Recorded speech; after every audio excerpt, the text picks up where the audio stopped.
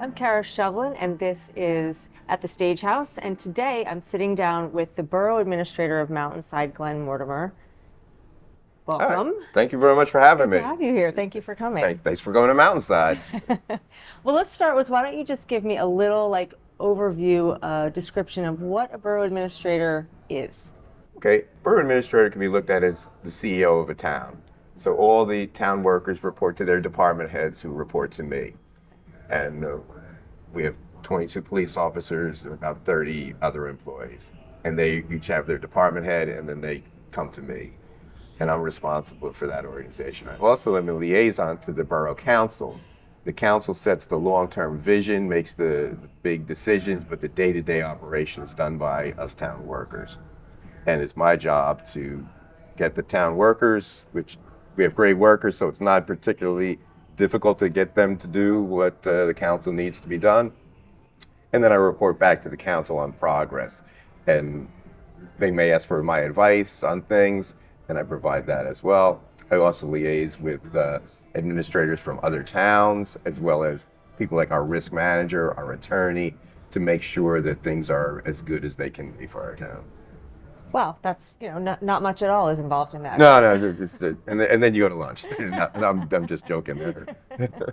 Well, so it's obviously a road to get here. I know you have a very rich background in both local government and other areas. So why don't you tell me, go as far back as you want. I think you said you're from here, right? I grew up in Mountainside. My parents brought me here when I was a year and a half. I actually live in the house that I grew up in. Ah, that's cool. I am married. My wife's from Scotch Plains. Hi, Joanne. Don't go far, right? It's no, don't go far. The joke I tell people is my mother said, go west and find a wife. So I got the Scotch Plains, came back. But we really met at work many years ago. I went to Deerfield Elementary and Middle School. At the time, I went from K to 8 there. It's no longer K to 8. Now folks go to Beechwood through the second grade. Then I went to Jonathan Dayton High School in Springfield and Drew University in Madison. So it was pretty close to home. Yeah. Even when I wasn't home, I was pretty close to home. Right. And then what did you do after school? Then I worked for Prudential first as an accountant and in their IT department back in the days of COBOL programming. We were then outsourced to IBM. They offered me the opportunity to be outsourced to India, so I raised my hand. If we don't want that opportunity, what do we do? And they said you get 8 weeks severance, and I stood on that line and got that check and went home. After that, I got involved I was in local government, but I got involved working for governments. I worked for our congressman at the time, Leonard Lance, for 10 years, great guy. Honest as the day is long, which made life so much easier to know George Santos, the scandals or anything like that attached to him. Good straight shooter. Unfortunately, he was defeated, and then for a while I worked for then Assemblyman Bramnick, now Senator Bramnick, also a great person to learn from.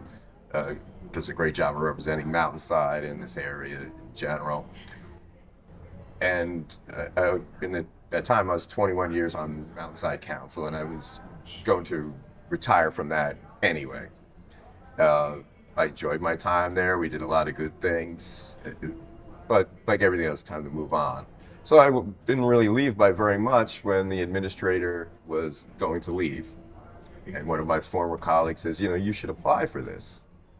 I didn't give it much thought, and he encouraged me to, and I took his advice, and I did. Enough of my former fellow council people agreed with that, and I was hired. And really, I think it's been very good for me and very good for the town as well, because I have the experience from private sector, from other levels of government. I have a wide contact list, which has helped our town. I'll work with Democrats that run other towns, such as Scotch Plains. That brings us to, we have our fire inspections done by the town of Scotch Plains. It's been more efficient for us. I work with the Republican towns like Clark. The TV that we're filming here is a shared service. And part of our goal was to create more programming, and this is an example of that, which we're doing it at pretty much the same cost that we were paying before, and we're getting better service. We were also, I believe, one of the first towns to go high def on the Verizon network, which when you're watching the GL sports feeds makes quite a nice difference. And that was due to the guys behind the cameras today. They were instrumental in that. That does make a difference, actually, because the local TV is like typically a different level of quality than, you know. It used to be watching Used to be. 1980s TV or 1990s TV, and now there's something better. And you know, if you're a child or you're just a big fan of GL, Yeah. you can watch those games just like you're watching the Giants or Jets. Love that. That's super cool. Hopefully, they won more games than the Giants and Jets. So you mentioned town council, and you've been on that. You were on town council for a very long time. What got you started? Why did you choose to do that? Well, I've always been interested in politics and government, even from as a little kid. It's just something that interests me. But after my mom passed away back in '96, my grade school gym teacher, they called him Coach Carson, but everybody else would call him Kid. But when you meet somebody as a kid back then, you called them by your title. Right. He says, Glenn, now that you're staying in town, you have to get involved. It's up to people to put back. I said, well, that makes sense. He was, at the time, president or captain of the rescue squad. He says, why don't you join the rescue squad? It just wasn't for me, because if we're picking somebody up from the highway, I don't do well with life. Let's leave it at that. I hear you. He says, why don't you get involved in local government? I'd like you to talk to my neighbor, a gentleman named Bill Larkham.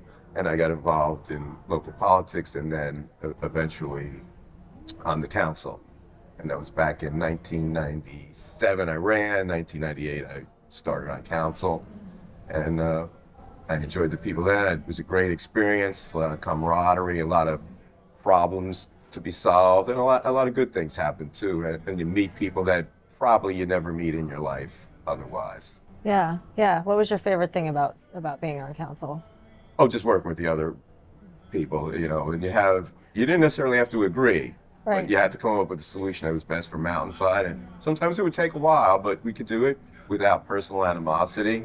And I think the current governing body is of the same mindset, where you work together towards a common goal. Yeah. Really nice. Tell me a little bit more about your tenure on town council. Okay, you know, you come in, you're the rookie, you learn. But then our former mayor, Viglianti, a very, very great guy, took me under his wing, would explain things. We talked about things that became big problems, but Mountainside was upfront about it. The so-called affordable housing, COA housing. Starting back in Mayor Viglianti's day and continuing in Mayor Mirabelli's day, we've been very proactive. So you see a lot of towns. You don't have to go far down the road in Scotch Plains.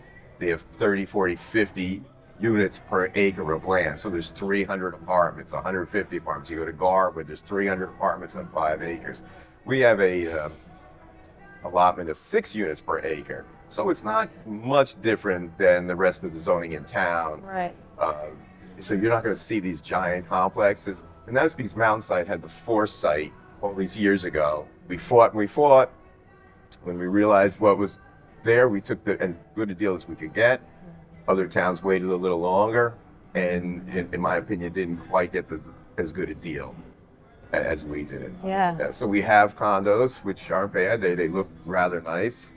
And once again, there's not hundreds and hundreds of them. Right. Right. Which I'm sure the residents appreciate. And as I said, not only the previous council when I served, but the current council as well has been very active in this, and we'll be revisiting that as well as the rules keep changing. Right. Which I guess it's a constant process of staying on top of what's evolving and what's changing in town and trying to roll with it a little bit. Absolutely. We're running out of open space to Right. put anything in, but that doesn't seem to affect the people that are coming up with these rules. Right. So it's a little difficult. Yeah, I'm sure. You talked before, you mentioned something about shared services. Can you tell me a little bit more about what are shared services? Okay, that's where one organization, a town, a board of ed, provides a service. In the case of TV 30, what we used to call TV 35, now Mountainside TV, we had our own in-house person, and so we paid that person ourselves. We had limited capabilities. Now we share with the town of Clark, who has a larger staff, more production. They produce shows like your show. Mm-hmm. And for them, we pay a fee. And they do, actually Bill, one of your cameramen here today, he filmed our tree lighting just a few days ago, and many other events, on Memorial Day, Veterans Day, Little League Parade. and things like that. And it's out there. And as I said, due to their efforts, we're on Verizon High Def.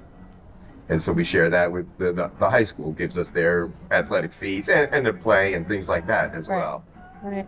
Very cool. So not just TV, but some fire services and Yes, some fire inspections are done by the Scotch Plains. yeah. And so we're in the stage house here. Every year they have to be inspected before they're eligible to renew their liquor license. Right. And they have to have that they're meeting all the safety objectives. And for this, Scotch Plains does it. Turns out to be less expensive to Mountainside and more thorough. They have a big staff of experts that can come in and get this done promptly. And when the stage house had a fire a few years ago on Super Bowl Sunday, a cigarette fell in a hole and caused a fire in the basement. Mutual aid is another thing. Towns from all over respond to that fire as they always do.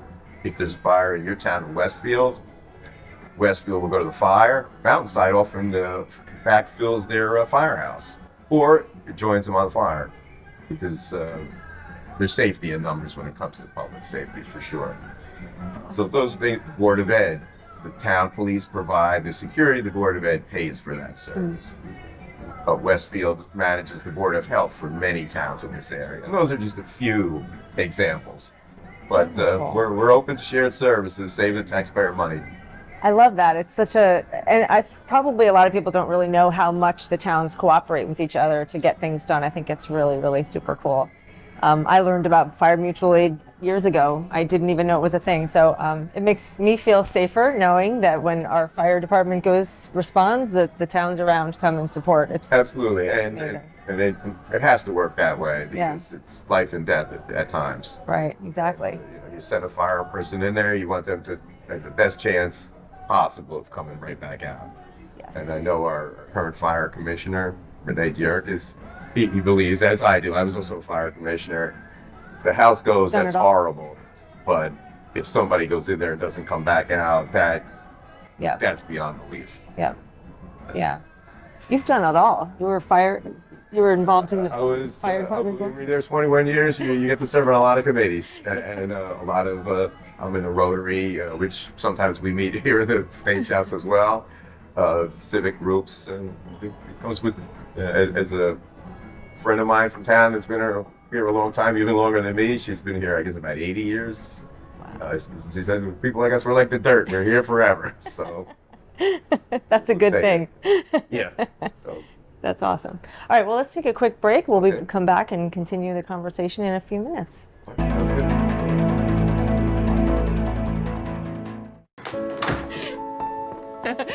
My baby's back from the West Coast. Here are those pictures that you asked for your school project? First day of school, cute as a button. So long ago.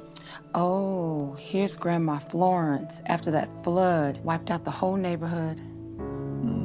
Sometimes I just cannot believe all the storms we've gone through here. I can only hope that we'll be able to leave this house to you one day, baby. You're our legacy. Planning for these disasters will make sure we're safe, and it's the best way to protect that legacy. Those beans smell heavenly. Give Mama a little credit. You know what? We should make an emergency communication plan. That way we're ready this year. Oh, Great idea. At my dorm, we have emergency kits for earthquakes and wildfires, but I'm sure there's something more local I can send you with the link. Okay, Smart. I'm coming to share with you guys. Protect your legacy. Plan for natural disasters today. Visit ready.gov/plan.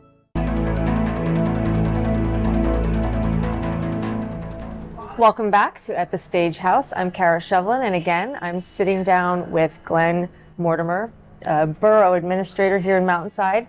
Welcome back, Glenn. Thank you.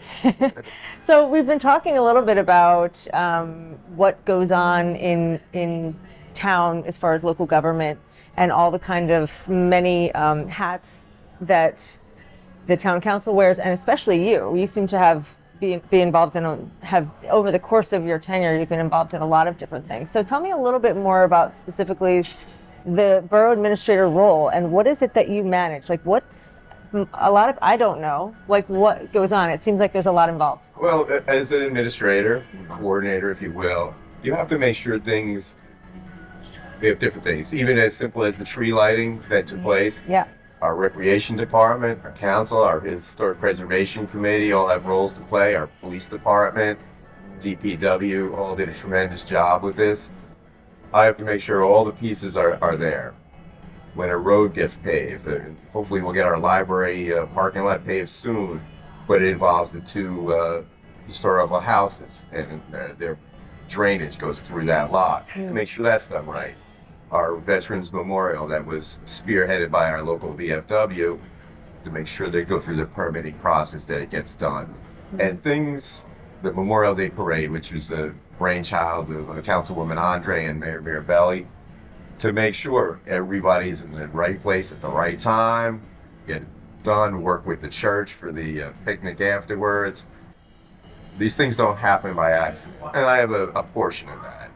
There's many people that step up, the Girl Scouts, the Boy Scouts, mayor and council, let's just say the church, the library, the historic, the veterans themselves do a great job. And that's one thing I really like about this town. People can come together to make things work. There's a lot of moving parts. Yes, more than I even knew when I was on council. Really? Things, to be honest.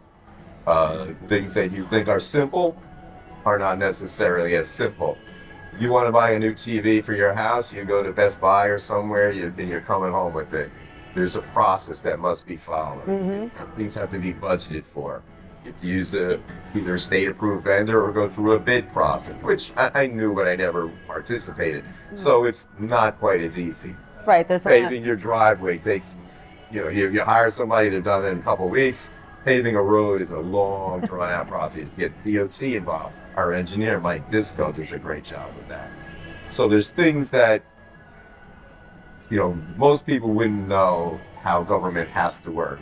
And they put that in there for safeguard. Because Sure. I'm sure somewhere in the past there were shenanigans going on where, my cousin paves roads, let's get him. And they didn't know what they were doing, and stuff like that. But fortunately, in my tenure in Mount St. that's never been the case. Yeah, well, I think people take for granted a lot of the things that are provided by the town, and then they get impatient when things don't happen on a timeline that they think is reasonable, right? But if they had an idea of all the safeguards, like you said, that are in place, it's a lot to manage, right? And they're put in there for a reason. You're dealing with taxpayers' money. I'm Right. a taxpayer here in town too, but I don't want to waste my money, so why should I waste yours? Right, that makes sense. What are some of the projects you have going on that are sort of at the forefront right now? The biggest one is in our downtown area, the park. This was spearheaded by Councilman Messler, actually, and a whole downtown redevelopment. And here's an example. We're going to get new light poles, and public service, the power company's working with us. Okay, so you buy a light pole for the front lawn you have, you go to Home Depot, you buy it, you get somebody to put it in. This is a large process. They have to come, they have their engineers, you have to order. So sometime in the spring, we'll have new light poles downtown. And then from there, you can determine what sort of decorations you can hang from these light poles when they're in there. The park itself, the mayor and council and the organization Beautiful Mountainside have a plan. They're looking for grant funding and other funding for this project, and it's going to look great. A little gazebo for small concerts, some chess or checker tables, trees, benches. People can go there, hang out on a nice day. Now there's one tree, but it's not a vacant lot with a giant hole in it and a bunch of weeds like it used to be. So They've done a fantastic job with that. Very nice. And what are some of your goals for the future in this role? I like things to run as efficiently as possible. I like people to get their most bang for their buck. One thing that we came up with is, as you can imagine, the town has a pretty sizable bank account, especially around tax time when we all pay our taxes. And the banks weren't giving much interest. And I had our CFO say to the bank, well, if not, we're going to take it out and invest it in T-bills if you're not giving us the appropriate interest rate. And so this year we made $600,000 more in interest than we made last year. Wow. Because we would have moved that money. Wow. and that helps. And that'll help with other projects that, Of course. instead of coming out of taxpayer Wow. pockets. And the mayor and council, of course, approved of this. More money, the better. The more money, the better, for sure. From the taxpayer. Right, exactly. Oh, that's incredible. So how do you work with the council? What does that look like? I'm not sure I follow, but they call me on the phone, right? They call you on the phone? Yeah. Do you go to the meetings? Do you? Yes, that's a requirement. Yep. All the committee meetings I attend, all the council meetings. So even being on council, everybody thinks it's the 2 meetings per month.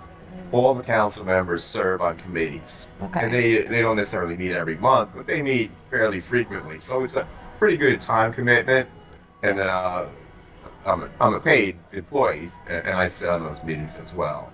Sometimes I take notes, sometimes I get a responsibility coming out of the meeting, sometimes I provide information or feedback, whatever they see appropriate. That makes sense. So there's sort of in those meetings you're discussing what's coming down the pipeline as far as plans for the town. Correct. The mayor and council, they set the vision, what they want to happen, what they want it to be, and then it's up to us to execute that. We're the executive branch. With all the moving parts, all the A lot of departments. moving parts, yes. A lot of moving parts. Well, before I let you go, I just want to wrap up with one final question. You're from here, you've lived here pretty much your whole life, and you've been involved locally a great deal for at least your whole life, because Right. sports and everything growing up and in school. Growing up, I and- was certainly a recipient. Yeah, right? My coaches and things like that in the schools, and try to give a little bit back Yeah. later on. a lot back later on. So what's your favorite part about living in The camaraderie and that feeling of community. And I see it even with the young families moving in, the kids are going to make friendships, the adults make friendships that will probably last them a lifetime. Yeah. I see some of the people that I went to school with, you know, they left, they went to college, they lived in New York or Hoboken or somewhere, they came back to raise a family in Mountainside. And currently we're selling, in the process of replacing our street signs with the reflective ones. So we're going to sell the old ones. Oh, cool. Former classmate, like a year behind me in high school, called from San Francisco. I want my street. I said, all right, when we come up with the rules of the sale, I'll let you know. And it was nice to catch up with him. And that's what with another classmate. Unfortunately, her father, a longtime coach, Mr. Fernico, passed away a few years back. And his daughter moved to Florida quite a while ago. I hadn't really seen her, talked to her since, but you catch up, and people from 30, 40, whatever it was, long time ago. Time ago. We don't have to say exactly how long. Right. Yeah, it's the nice thing about living in a small town and staying in a small town. It's very nice. Well, thank you, Glenn, so much Thank for you so talking much. with me today. This has been wonderful. I've enjoyed getting to know you. And I am Kara Shovelin again, and this is At the Stage House. Join us next time.